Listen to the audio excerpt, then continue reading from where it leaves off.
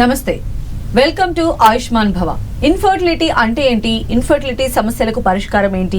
IVF, IUI అంటే ఏంటి? Infertility సమస్యను గుర్తించడం ఎలా? ఇన్ఫర్టిలిటీ సమస్యలకు చికిత్సా విధానాలపై వివరించేందుకు మనతో పాటు స్టూడియోలో ఉన్నారు KSEAC hospitals consultant doctor Sharmishtha గారు. మరి వారిని అడిగి మరి సలహాలు సూచనలు తెలుసుకుందాం. నమస్కారం అండి డాక్టర్ గారు. నమస్తే అండి. సో చాలా మంది ఈ మధ్య ఫేస్ చేస్తుంది సంతానలేమి సమస్యలు. ఇన్ఫర్టిలిటీ అంటే విమెన్ మెన్ కంపేర్ చేసినట్లయితే అంటే బోత్ ఆర్ సఫరింగ్ లాగా మనకి అర్థమవుతుంది ప్రెసెంట్ సిచ్యువేషన్. అసలు ఏంటి ఇన్ఫర్టిలిటీ ఏంటి, మనం ఎన్ని రోజుల తర్వాత దీన్ని ఐడెంటిఫై చేయాల్సి వస్తుంది అనుకోవాలి? సో మనం ముందుగా మీరు చెప్పినట్టు మెన్ అండ్ ఉమెన్ ఇద్దరిలో ఈక్వల్గా చూస్తున్నాము ఇప్పుడు. సో బేసిక్గా ఇన్ఫర్టిలిటీ అంటే రెండు విధాలుగా చెప్పచ్చు మనం. అది primary infertility and secondary infertility అని చెప్తాము. ప్రైమరీ ఇన్ఫర్టిలిటీ అంటే ఫస్ట్ టైం కన్సీవ్ అయ్యే ప్రెగ్నెంట్ ఉమెన్ 6 months కన్నా ఎక్కువ రోజుల నుంచి ట్రై చేస్తూ బట్ అది ప్రెగ్నెంట్ అయ్యే ఛాన్సెస్ తక్కువ ఉండి అండ్ 6 months తర్వాత మన దగ్గరకు వచ్చి కన్సల్ట్ అవుతారు. సో వాళ్ళని మనం 6 to 1 year అనుకోవచ్చు. 6 to 1 year తర్వాత మన దగ్గరకు వచ్చి కన్సల్ట్ అవుతారు. వాళ్ళని ప్రైమరీ ఇన్ఫర్టిలిటీ కేటగిరీలో పెడతాము. అండ్ సెకండరీ ఇన్ఫర్టిలిటీ అంటే ఆల్రెడీ ఒక బేబీ కన్సీవ్ అయ్యి సెకండ్ ప్రెగ్నెన్సీకి ప్లాన్ చేస్తుంటే అది కూడా కన్సీవ్ అవ్వడానికి కష్టం అవ్వడం, అది సెకండరీ ఇన్ఫర్టిలిటీ. సో ఇది మనం చూసినట్టయితే మెన్లో ఉమెన్లో ఇద్దరిలో చాలా కామన్గా చూస్తున్నాము. మెన్లో ఎలా అంటారా, మెన్లో స్పర్మ్ అనేది చాలా ఇంపార్టెంట్ అయిన ఇది. ఆ స్పర్మ్ క్వాలిటీ రెడ్యూస్ అవ్వడం, కౌంట్ రెడ్యూస్ అవ్వడం, కొంతమందికి 0 స్పర్మ్ కౌంట్ ఉండడం అండ్ మొటిలిటీ ఉండకపోవడం. సో అలాంటివన్నీ కారణాలు మెన్లో చూస్తాం. అండ్ ఇప్పుడు ఉమెన్లో అయితే PCOD, థైరాయిడ్, ఇంకా హార్మోనల్ ఇంబ్యాలెన్సెస్ వల్ల మోస్ట్గా ప్రెగ్నెన్సీస్ అనేవి ఫెయిల్ అయ్యే ఛాన్సెస్ మనం ఎక్కువగా చూస్తాం. సో ఇన్ఫర్టిలిటీకి ఇద్దరు మెయిన్ కారణం అన్నట్టు చెప్పచ్చు. ఓకే, అయితే ఇందులో మీరు ప్రైమరీ సెకండరీ అని చెప్పారు. అంటే వీటి ఒక్కొక్క దానికి ఒక్కొక్క లక్షణాలు ఉంటాయా లేకపోతే ఎలా?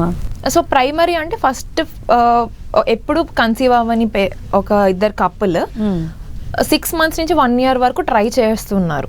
సో ట్రై చేసి కూడా అవ్వట్లేదు, ప్రెగ్నెన్సీ పాజిటివ్ రావట్లేదు అంటే ప్రైమరీగా కన్సిడర్ చేస్తాము.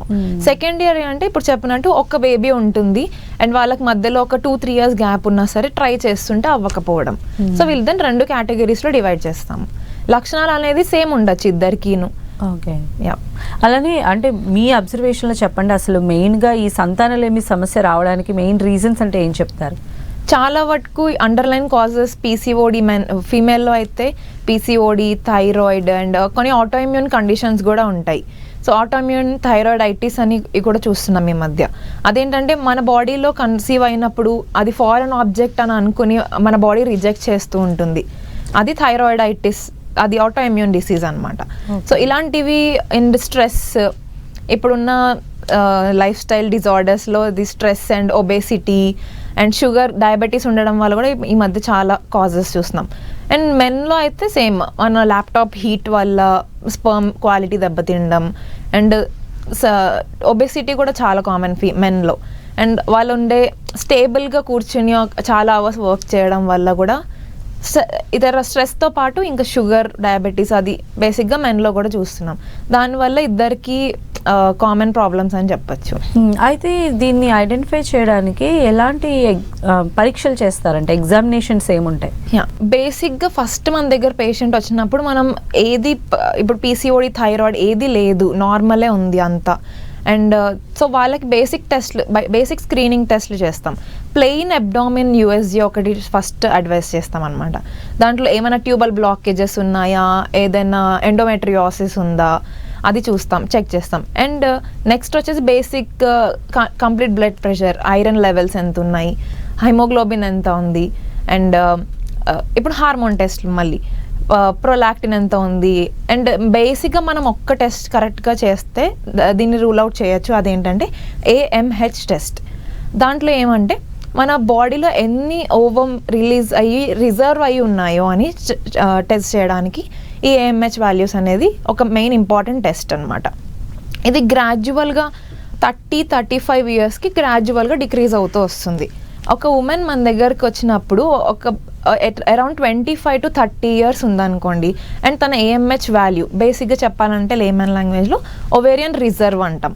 సో అది ఒకవేళ మనకి ఏజ్ పరంగా బాగుంది అన్నట్టు అనిపిస్తే మనం ప్రెగ్నెన్సీని కన్ఫామ్గా చేయొచ్చు అండ్ జర్నీ కూడా స్మూత్ ఉంటుంది.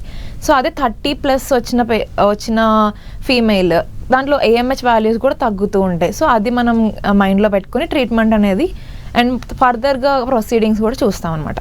బేసిక్ ఈ స్క్రీనింగ్ టెస్ట్లు చేసిన తర్వాత వాళ్ళకి మళ్ళీ లైఫ్ స్టైల్ మోడిఫికేషన్స్ చెప్పడం జరుగుతుంది. ఓకే, అయితే ఈ ఆయుర్వేద ట్రీట్మెంట్లో ఈ సమస్యకు ఎంతవరకు పరిష్కారం ఉంటుంది? ఇప్పుడు చూస్తున్నట్టయితే ఇప్పుడు చెప్పినట్టు నేను 35 years వరకు ప్రెగ్నెన్సీస్ మనం చూసాము. ఓకే, సో బేసిక్గా 30+ అంటే కొంచెం high risk pregnancy and precious pregnancy అని అంటూ ఉంటాం ఇప్పుడు మనం మోడర్న్ లాంగ్వేజ్లో చూస్తుంటే. మన దగ్గర మేము అడ్వైస్ చేసేది ఏంటంటే యాజ్ సూన్ యాజ్ పాసిబులే ట్రై చేయండి అనేసి. అండ్ ఆయుర్వేదం ప్రకారం కూడా మనం బేసిక్ టెస్ట్ ఇందాక చెప్పినట్టు అన్ని రూల్ అవుట్ చేసుకుని అన్నీ ఓకే అనుకుంటే మనం డైరెక్ట్గా గర్భ సంస్కారం అనేది మనకి ఆయుర్వేదంలో ఒక పెద్ద టాపిక్ అది. సో మనకు ఎలా అంటే ఒక ప్రెగ్నెంట్ కపుల్ కన్సీవ్ అవుదామని ట్రై చేస్తున్నప్పటి నుంచి right from the conception, so మనం 3 months to 6 months టైం తీసుకుని బేసిక్గా మనం స్క్రీనింగ్ అంతా చేసి పేషెంట్ ఇద్దరిది మెన్ అండ్ ఉమెన్ది హెల్దీ ప్రెగ్నెన్సీ కంటిన్యూ అయ్యేలాగా చేస్తాం. సో ఇది బేసిక్గా ఆయుర్వేదం ట్రీట్మెంట్ అడాప్ట్ చేసుకుంటూ. అండ్ మోడర్న్లో ఏంటంటే ఐరన్, ఫోలిక్ యాసిడ్ టాబ్లెట్ ఇప్పుడు చాలా important. Brain development, spinal cord development అన్నిటికీ మన మోడర్న్ టెక్నిక్స్ కూడా అడాప్ట్ చేసుకుంటూ ఆయుర్వేదిక్ ట్రీట్మెంట్ కూడా ఇవ్వడం జరుగుతుంది. అయితే ఆయుర్వేద ట్రీట్మెంట్ బిఫోర్ కానీ IVF కానీ IUI కానీ ఇలాంటి ప్రొసీజర్స్లో ఉన్నవాళ్ళు కానీ లేదంటే ఈ ట్రీట్మెంట్ తీసుకుంటూ ఆ ప్రొసీజర్స్ని కంటిన్యూ చేయడం కానీ ఇలాంటివి చేయొచ్చు అంటారా? ఫీమేల్ది యూటిరస్ కూడా అది ఒక ఫామ్ లాగా, ఒక పంట బాగుండాలంటే భూమి బాగుండాలన్నట్టు చెప్పినట్టు. సో మనం బేసిక్గా యూటిరస్ని ప్రిపేర్ చేస్తాం. ఒకవేళ మన ఆయుర్వేదిక్ ప్రకారం ట్రీట్మెంట్ ఇస్తున్నప్పుడు కూడా అది ఫెయిల్ అయితే మనం IVFకి కూడా సజెస్ట్ చేస్తాము. దానికి కూడా బిఫోర్ మన body cleansing and uterus hold చేసుకునే కెపాసిటీ న్యాచురల్గా ఇంప్రూవ్ చేసేది, మజిల్ స్ట్రెంగ్త్, కోర్ స్ట్రెంగ్తనింగ్ అవన్నీ మనం ఆయుర్వేదం ప్రకారం కూడా చేస్తూ క్లెన్జింగ్ ప్రాసెస్ చేస్తూ తర్వాత వాళ్ళని IVFకి కూడా మనం రిఫర్ చేసే సందర్భాలు కూడా చూసాం మనం. ఇందాక మీరు చెప్పారు అంటే ఆయుర్వేదంలో గర్భ సంస్కార అని ఉంటుంది అని, ఆ ప్రొసీజర్ ఎక్స్ప్లెయిన్ చేస్తారా? ఎలా ఉంటుంది, డ్యూరేషన్ ఏంటి? బేసిక్గా చెప్పినట్టు మనం ఆ కపుల్ని 3 to 6 months టైం తీసుకుని దాని 3 to 6 months నుంచి right from there diet, lifestyle, any stress ఉంటే అది అండ్ మెడిటేషన్, యోగా అవన్నీ కూడా ఇంక్లూడ్ చేస్తూ అండ్ పీరియడ్ సైకిల్స్ అనేది చాలా ఇంపార్టెంట్. ఫస్ట్ మనం కౌన్సిలింగ్ ఇచ్చేది అక్కడి నుంచే మొదలవుతుంది. ఏ టైమ్ ఆఫ్ మెన్స్ట్రువల్ సైకిల్లో వాళ్ళని కలవమని చెప్తాము అవన్నీ కూడా మనం సజెస్ట్ చేస్తాం. దీంతో పాటు న్యాచురల్ క్లీనింగ్ పంచకర్మ ప్రొసీజర్స్ ఉంటాయి కొన్ని, అది కూడా బేస్డ్ ఆన్ ద పేషెంట్. ఒక పేషెంట్కి ఇంకో పేషెంట్కి డిఫర్ అయ్యే ఛాన్సెస్ ఉంటాయి. వాళ్ళ అండర్లయింగ్ కాజెస్, వీళ్ళ అండర్లయింగ్ కాజెస్ చాలా డిఫరెంట్ ఉంటాయి. సో ప్రతి ఒక్క పేషెంట్కి ఇండివిజువల్ పర్సనలైజ్డ్ కస్టమైజ్డ్ ప్యాకేజ్ అన్నట్టు మనకు ఉంటుంది. అందరికీ సేమ్ అన్నట్టు చెప్పలేము. ఓకే, సో ప్రతి ఒక్క పేషెంట్కి కస్టమైజ్డ్ ప్యాకేజ్ ఉంటుంది. అండ్ ఫుడ్ డయట్ రిస్ట్రిక్షన్స్, కొంతమందికి ఘీ అంటే పడదు, లాక్టోస్ ఇంటాలరెన్స్ ఉంటాయి. వాళ్ళని చూసుకొని మనం కస్టమైజ్డ్ ప్లాన్ అయితే ఇస్తాం. సో 3 to 6 months వరకు మనం టైం తీసుకుంటాము. అండ్ అలాంగ్ విత్ ఆల్ ఈ ప్రొసీజర్స్, పంచకర్మ ప్రొసీజర్స్ అండ్ మన కౌన్సిలింగ్ అండ్ సప్లిమెంట్స్ కూడా ఇస్తాం. Ayurvedic herbal preparations and supplements కూడా ఇచ్చి అండ్ ఒక కన్సీవ్ అయిపోయిన కపుల్కి కూడా ఫర్దర్గా around not only 3 to 6 months మన హాస్పిటల్లో ఏంటంటే ఓవరాల్ ప్రెగ్నెన్సీ జర్నీ వరకు మేము ఆయుర్వేదిక్ ట్రీట్మెంట్తో పాటు మనం allopathic or modern science support కూడా తీసుకుంటూ ముందుకెళ్తుంటాం అనమాట. సో ఈ చెప్పినట్టు కన్సీవ్ అయ్యారు, ప్రెగ్నెన్సీ పాజిటివ్ అయిన తర్వాత కూడా మాసిక గర్భ వృద్ధి అని ఉంటుంది ఆయుర్వేదం ప్రకారం. సో ప్రతి మంత్ ఏమేమి డెవలప్మెంట్స్ ఎలా అవుతున్నాయి అవన్నీ మనం మానిటర్ చేస్తాము. అండ్ మనం కూడా కొంచెం ఫిజికల్గా అండ్ మెంటల్ సపోర్ట్ ఇవ్వడం పేషెంట్కి అది ఇస్తూ అండ్ నార్మల్ స్కాన్స్ కూడా మనం అడ్వైస్ చేస్తున్నాం. టీఫా స్కాన్స్ అవి కూడా అడ్వైస్ చేస్తూ అండ్ న్యాచురల్గా వాళ్ళ బాండింగ్ పెంచడం, ఐక్యూని పెంచడం, స్పిరిచువల్ కోఎఫిషియంట్ కూడా ఉంటుంది. వాటన్నిటిని పెంచడానికి మనం హెల్ప్ చేస్తుంటాం. గర్భ Sanskar is not only for women. So ఇక్కడ ఉమెన్ ఎంత ఇంపార్టెంటో ప్రెగ్నెన్సీకి, మెన్ కూడా అంతే ఇంపార్టెంట్. సో వాటికి మనం కౌన్సిలింగ్ ఇవ్వడం జరుగుతుంది. అండ్ ఫుడ్ సప్లిమెంట్, ఫుడ్ కూడా ఏ మంత్లో ఏది తీసుకోవాలి, ఏది తీసుకోకూడదు అండ్ న్యాచురల్ డెలివరీకి ప్లాన్ చేసేవాళ్ళు వాటికి ఏమేమి ఫుడ్స్ తీసుకోవాలి అండ్ ఆ positioning uterus positioning and baby positioning కూడా చూసి మనం సప్లిమెంట్స్ ఆర్ మెడికేషన్స్ కూడా ఇవ్వడం జరుగుతుంది. ఓకే, అయితే మగపిల్లలకి కూడా సేమ్ ఇదే ప్రొసీజర్ ఫాలో అవుతుంది. బేసిక్గా డీటాక్సిఫైయింగ్ అంటాము. ఒక స్పర్మ్ క్వాలిటీ ఇంప్రూవ్ చేసే ప్రొసీజర్స్ మన దగ్గర ఉంటాయి. ఒకవేళ 0 స్పర్మ్స్ ఉన్నాయనుకోండి, దాన్ని కూడా పెంచడానికి ట్రై చేస్తాము. ఇప్పుడున్న స్ట్రెస్ అండ్ వాటిల్లో కూడా ఏమంటారు మార్ఫాలజీ ఆఫ్ స్పర్మ్ కూడా డ్యామేజ్ అవుతుంది. సో ఈ మెన్స్లో చూసినట్టయితే స్పర్మ్ టెయిల్ కూడా ఇప్పుడు అంత చిన్న మైక్రో టెయిల్ కూడా ప్రాబ్లం వచ్చిన సందర్భాలు చూసాం మనం. సో వీటన్నిటికీ ఏంటంటే రిజువనేషన్ ప్రొసీజర్ అనే ఉంటుంది ఆయుర్వేదంలో, వాజీకరణం అంటాము. సో ఇది కూడా మనం మెన్లో ఇన్వాల్వ్ చేసుకుంటూ ఈ procedures and food supplements and కొన్ని సజెషన్స్ అవన్నీ ఇస్తూ మనం ఇద్దరిలో మనం చూస్తున్నాం. అయితే పీసీఓడి, పీసీఓఎస్ ఈ రెండిటికి డిఫరెన్స్ ఏంటో ఎక్స్ప్లెయిన్ చేస్తారా? PCOD అంటే పాలిసిస్టిక్ ఓవేరియన్ డిజార్డర్ అనమాట, అండ్ PCOS అంటే polycystic ovarian syndrome. So group of diseases అంటే ఒక 4-5 లక్షణాలు చూసామనుకోండి, అది గ్రూప్ ఆఫ్ సిమ్టమ్స్ అవుతుంది. సో ఇప్పుడు ఒక ఫీమేల్కి చూసామనుకోండి, ఓన్లీ మెన్స్ట్రువల్ ఇర్రెగ్యులారిటీస్ ఉంటాయి. ఇంకొంతమందికి ఒబెసిటీ విత్ ఇర్రెగ్యులర్ పీరియడ్స్తో పాటు వాళ్ళు లావ్ అయిపోవడం, బరువు పెరగడం, అండ్ కొంతమందికి ఫేషియల్ హెయిర్స్ చూస్తాము. ఇవన్నీ కలిసిన సిమ్టమ్స్ అనేది PCODలో చూస్తాం. సో అడ్వాన్స్డ్ స్టేజ్, ఒకవేళ PCOS క్యూర్ చేయలేదు right from the irregular menses అన్నప్పుడు, అది లేటర్ స్టేజెస్లోకి వెళ్ళినప్పుడు PCOD అంటాం. ఓకే, అయితే ఇప్పుడు ఇక్కడ ఈ పీసీఓడి ఉన్న వాళ్ళు కూడా ఆయుర్వేద ట్రీట్మెంట్ యూజ్ చేసిన తర్వాత కన్సీవ్ అయ్యే ఛాన్సెస్ ఎంతవరకు ఉంటాయి? మనం చూసినట్టయితే 60 to 70% అని చెప్పచ్చు. వాళ్ళకు కూడా proper counselling and first underline cause PCOD ఉన్న వాళ్ళకి వాటిని కూడా పీరియడ్స్ని రెగ్యులేట్ చేస్తూ అండ్ యూటిరస్లో ఉన్న బ్లాక్స్ ఉంటాయి. సో PCOD అంటే మనకు తెలిసినట్టు నీటి బుడగలు ఫామ్ అవుతూ ఉంటాయి.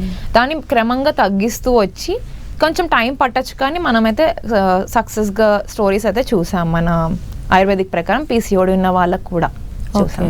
సో దీని లక్షణాలు ఎలా ఉంటాయండి? PCOD లక్షణాలు. ఓకే, PCOD లక్షణాలు అది చెప్పినప్పుడు ఫస్ట్ మెయిన్గా ఇర్రెగ్యులర్ పీరియడ్స్ ఉంటాయి. కొంతమందికి 24 డేస్లోనే రావచ్చు, 20 డేస్లోనే రావచ్చు, కొంతమందికి 60 డేస్ పడుతుంది. సో ఈ సైకిల్ గ్యాప్ని చూసుకుని మెల్లిగా సైకిల్ గ్యాప్ని డిక్రీజ్ చేయడం జరుగుతుంది మనం. అండ్ ఈ 60 డేస్ పీరియడ్ వచ్చిన తర్వాత కూడా మనం కౌన్సిలింగ్ ఇవ్వడం జరుగుతుంది. ఏ పీరియడ్లో ఫర్టైల్ పీరియడ్ ఎప్పుడు ఉంటుంది అది కూడా కౌన్సిలింగ్ ఇస్తూ ఈ సిమ్టమ్స్ అని బేసిక్గా అంటే పీరియడ్స్ రెగ్యులేట్ చేసే డయట్ అండ్ ఎక్సర్సైజెస్ అండ్ మన పంచకర్మ థెరపీస్ కూడా చూస్తాము. వీటిని అన్నిటి ఇంక్లూడ్ చేస్తూ కన్సీవ్ అయ్యడానికి హెల్ప్ చేస్తాము. సో సంతానలేమికి ఇనీషియల్గా అయితే మనం చూస్తే పీరియడ్స్ ఇర్రెగ్యులారిటీ లేదంటే థైరాయిడ్ సమస్యలు అని అర్థమవుతుంది. అంటే ఇప్పుడు బిఫోర్ మ్యారేజే ఇవి ఐడెంటిఫై అవుతూ ఉన్నాయి ఈ మధ్య కాలంలో. సో మెడికేషన్ కూడా యూజ్ చేస్తూ ఉన్నారు. సో ఎర్లీ స్టేజ్లో మెడికేషన్ యూజ్ చేస్తే వాళ్ళకి పాసిబిలిటీస్ ఎంతవరకు ఉంటాయి? చాలా మంచి క్వశ్చన్ ఇది. ఎర్లీగా స్టేజ్ డిటెక్ట్ చేసుకుని వాళ్ళు అక్కడే ఇంట్లోనే ఉండిపోయి ఎవరికి తెలియకుండా ఉంటున్నారు. So right from the beginning మీకు ఫస్ట్ ఒక 2 months ఓకే, ఒక 2 months ఒక 30 to 35 యావరేజ్ సైకిల్ ఏమో 20 to 35 days average normal healthy cycle అనమాట. 35 కన్నా ఎక్కువ డేస్ అయింది పీరియడ్ రాక అండ్ ఇర్రెగ్యులర్ సైకిల్స్ చూస్తున్నట్టయితే వెంటనే as soon as possible consult అయితే రైట్ ఫ్రమ్ ద బిగినింగ్. ఇప్పుడు ఎంత సివియర్ అయిన తర్వాత చేయడం చాలా కష్టం అవుతుంది కాబట్టి రైట్ ఫ్రమ్ 2-3 months చూసుకొని అప్పుడే రెగ్యులేట్ చేసుకున్నామని అనుకోండి, ఫ్యూచర్లో ప్రాబ్లం రాకుండా ఉంటుంది. అండ్ థైరాయిడ్ కూడా అంతే. ఫస్ట్ సిమ్టమ్ మనం చూసేది కొంతమంది వెయిట్ గెయిన్ అయిపోతూ ఉంటారు, ఏం తినకుండా వెయిట్ గెయిన్ అయిపోతుంటారు. ఇది ఒక టైప్ ఆఫ్ థైరాయిడ్లో. ఇంకో టైప్ ఆఫ్ థైరాయిడ్లో సన్నగా అయిపోతారు, బాగానే తింటున్నారు కానీ సన్నగా అయిపోతున్నారు, హెయిర్ లాస్ అవుతుంటుంది. సో వీటన్నిటికీ మనం ఫస్టే రూల్ అవుట్ చేసుకుని ఒక సింపుల్ టెస్ట్స్, ఒక సింపుల్ USG పెల్విస్ స్కాన్ తీసుకుని ఒక సింపుల్ బ్లడ్ టెస్ట్ తీసుకుని థైరాయిడ్ లెవెల్స్ చూసుకుని ఇనీషియల్గానే రూల్ అవుట్ చేసుకుంటే బెటర్. అండ్ తర్వాత కూడా వాళ్ళు కంటిన్యూ హ్యాపీగా చేయొచ్చు. మనం ట్రీట్మెంట్ ఇస్తూ కూడా మనం PCOD తగ్గిస్తూ కూడా ఇన్ఫర్టిలిటీ కూడా క్యూర్ చేస్తూ ఉంటాం. ఓకే, అంటే మీ దగ్గరికి అలాంటి పేషెంట్స్ వచ్చారా? అంటే వేరే వాటితో కాంప్లికేషన్స్ ఉండి ప్రెగ్నెన్సీకి ట్రై చేస్తూ మీ దగ్గర ట్రీట్మెంట్ తీసుకున్న వాళ్ళ మనం చాలా చూసినట్టు PCOD కేసెస్ చూసాము. అండ్ కొంతమందికి PCOD ఉన్నా సరే వాళ్ళకి సరైన అవగాహన లేక పీసీఓడి ఉంటే వాళ్ళ సొసైటీలో మీకు ఇంకా పిల్లలు పుట్టరు అన్నట్టు ఒక ట్యాబూలో ఉంటుంటారు.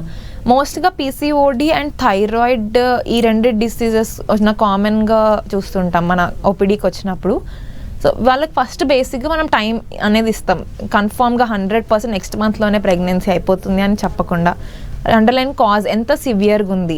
అండ్ మన హాస్పిటల్లో ఏంటంటే ట్రీట్మెంట్కి ముందు ట్రీట్మెంట్కి తర్వాత ఎవిడెన్స్ బేస్డ్ మెడిసిన్ అనమాట మనది.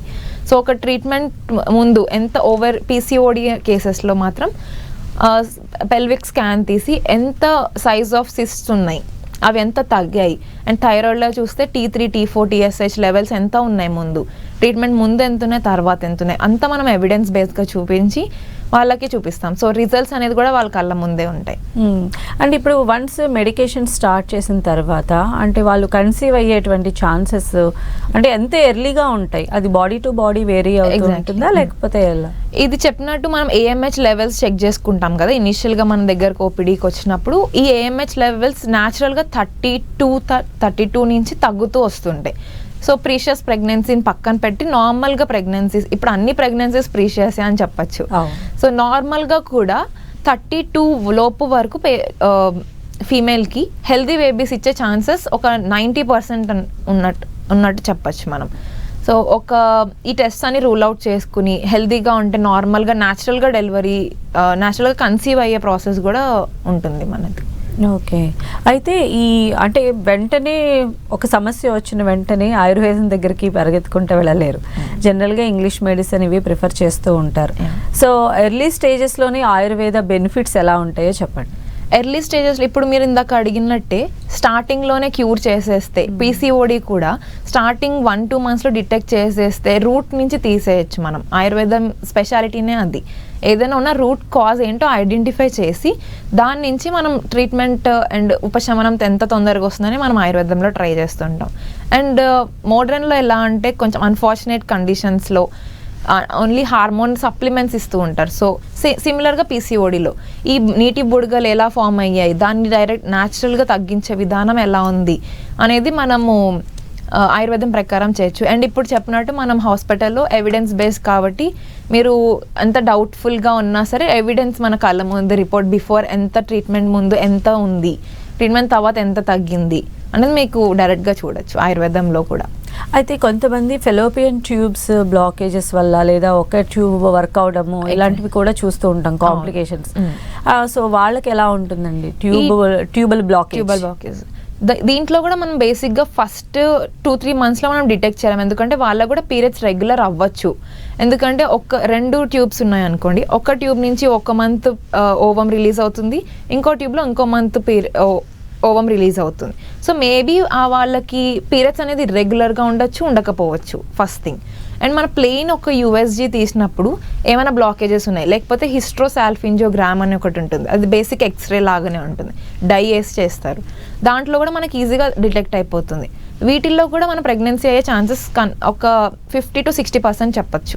ఎందుకంటే ఎప్పుడు ఏ మంత్లో ఎక్కడి నుంచి ఏ ట్యూబ్ నుంచి ఓవం రిలీజ్ అయిందని మనం ఈజీగా కనుక్కోవచ్చు. సో దాన్ని బట్టి మనం ప్రెగ్నెన్సీ ప్లానింగ్ కూడా ఈజీగానే చేసుకోవచ్చు. కాకపోతే ఈ సస్టైన్ అయ్యే కండిషన్స్ అండ్ సర్కమ్స్టెన్సెస్ కొంచెం తక్కువ ఉండొచ్చు, ఎందుకంటే సరైన సపోర్ట్ ఉండాలి యూటిరస్కి, and blood supply, nerve supply, muscle strength అన్నీ ఉండాలి. కాబట్టి కొంచెం సక్సెస్ అయ్యే ఛాన్సెస్ ఉన్నాయి, కాకపోతే మనం ఒక 50-60 అని చెప్పుకోవచ్చు. ఓకే. అయితే హార్మోనల్ ఇంబ్యాలెన్స్ ఇది కూడా చాలా మేజర్గా మనకి కనిపిస్తూ ఉంది మెడికల్ పరంగా చూసినట్లయితే. హార్మోనల్ ఇంబ్యాలెన్స్ సెట్ చేసేటువంటి ఆయుర్వేద మెడిసిన్స్ ఉన్నాయా? అబ్సల్యూట్గా ఉన్నాయి. ఇప్పుడు న్యాచురల్గానే మనకి హెర్బో మినరల్ సో న్యాచురల్గా మనకి హెర్బో మినరల్ మెడికేషన్స్ అనేవి ఉంటాయి.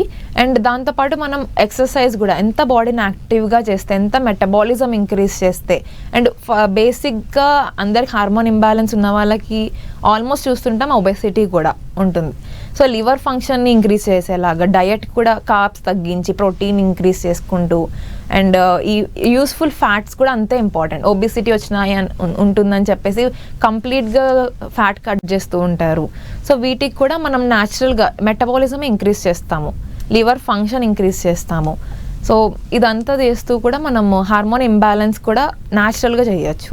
ఓకే, అంటే ఈ మధ్యకాలంలో లైఫ్ స్టైల్ చేంజెస్ మోడిఫికేషన్స్ని మనం మళ్ళీ రీబిల్డ్ చేయడం అనేది చాలా కష్టంగా మారింది. సో దానిలో ఉంటూనే మనం ఒక హెల్దీ హ్యాబిట్స్ని అలవాటు చేసుకోవడం ఎంతవరకు పాసిబుల్ అవుతుందండి?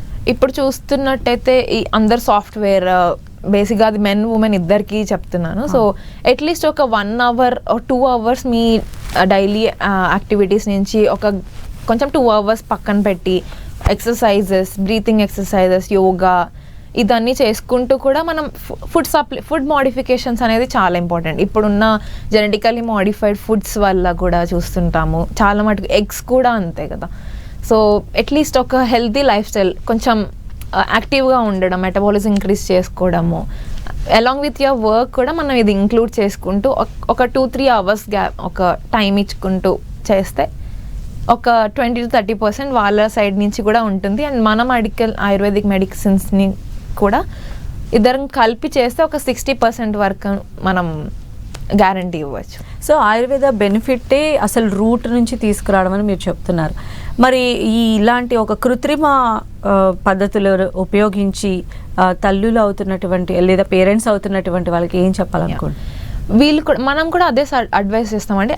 వీలైనంత వరకు మెయిన్గా ఏజే ఇంపార్టెంట్. ఏజ్ ఒక 32 లోపల ఉన్న వాళ్ళు డైరెక్ట్గా న్యాచురల్గా కన్సీవ్ అవ్వడానికి 60-70% chances based on your condition.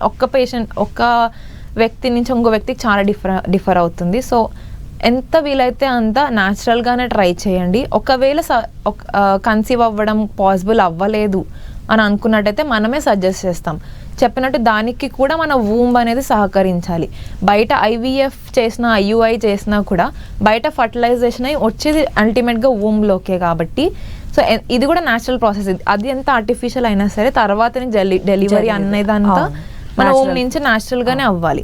దానికి కూడా సపోర్టివ్ ఉండే హార్మోన్స్, మన బ్రెయిన్ నుంచి సప్లై చేసే పిట్యూటరీ గ్లాండ్ నుంచి సప్లై చేసే హార్మోన్స్ అవన్నీ కూడా న్యాచురల్గానే ప్రొడ్యూస్ అవ్వాలి. సో మనం చెప్తాం ఎప్పుడంటే మన ఆయుర్వేదం ప్రకారం కూడా అవ్వకపోతే, కన్సీవ్ అవ్వడానికి ఛాన్సెస్ లేకపోతే మనమే IVF IUI చేయడానికి సజెస్ట్ చేస్తాం. కానీ దానికన్నా ముందు కూడా మనం ట్రై చేయొచ్చు. అండ్ ఆయుర్వేదంలో మనం కూడా చాలా కేసెస్ చూసాము. సో న్యాచురల్గా ఫస్ట్ ట్రై చేసి అవ్వకపోతేనే సజెస్ట్ చేస్తాం ఎక్కువ శాతం. సో శర్మిష్ఠ గారు, అంటే వన్స్ కన్ఫర్మ్ అయిపోయారు అనుకోండి కన్సీవ్ అని, ఆ తర్వాత కూడా మీ మెడికేషన్ కంప్లీట్ ఆయుర్వేద బేస్లోనే ఉంటుందా లేదంటే మోడర్న్ మెడిసిన్ అలా వెళ్తారా? ఇది మంచి క్వశ్చన్. ఎందుకంటే చాలా మందికి అవగాహన ఉండదు. ఆయుర్వేదిక్ అంటే కంటిన్యూస్గా ఒక ఇయర్స్ తరబడి తీసుకోవాలి ఇది అని అనుకుంటారు. మనం ఏంటంటే ఆయుర్వేదంలో ఇప్పుడు మీరు అడిగినట్టు ఈ మోడర్న్ మెడిసిన్స్ కూడా ఉంటాయి. సో మనకు బేసిక్గా బ్రెయిన్ డెవలప్మెంట్ అవ్వాలన్నా, స్పైనల్ కార్డ్ డెవలప్మెంట్ అవ్వాలన్నా 3 to 6 months iron, folic acid tablets compulsory తీసుకోవాలి. మనం కూడా అడ్వైస్ చేస్తాం. Along with Ayurvedic supplements, herbo mineral సప్లిమెంట్స్తో పాటు మనం ఇవి కూడా అడ్వైస్ చేస్తాము. అండ్ కన్సీవ్ అయిపోయిన తర్వాత కూడా ఇప్పుడు 3 to 6 months ముందు చెప్పినట్టు తర్వాత కూడా 9 months కూడా మనము మానిటర్ చేస్తూ ఉంటాం అన్నమాట. ఇప్పుడు ఈ టీఫా స్కాన్స్ ఉంటాయి అండ్ క్రోమోజోమల్ స్కాన్స్ కూడా చేస్తూ ఉంటారు. ఏమైనా జెనెటికల్ మోడిఫికేషన్ అయ్యాయని మనకి స్కాన్లోనే తెలుస్తుంది.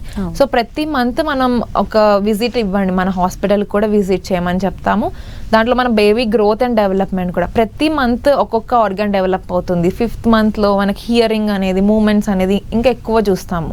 సో ఇవన్నీ మనం కూడా మానిటర్ చేసి and father and baby bonding కూడా ఇంక్రీజ్ చేసేలాగా మనం చాలా కేసెస్ చూసాం. అది నాట్ ఓన్లీ మదర్ కదా, సో ఫాదర్ కూడా అంతే ఈక్వల్ రోల్ ప్లే చేస్తారు అనేసి మనం టచ్ సెన్సేషన్, మన మాటలు మాట్లాడింది కూడా బేబీకి వినిపిస్తూ ఉంటాయి 6 months 7th month నుంచి. సో అవన్నీ ఎన్హాన్స్ చేస్తూ not only mother and father along with the family కూడా మనం కౌన్సిలింగ్ ఇవ్వడం జరుగుతుంది.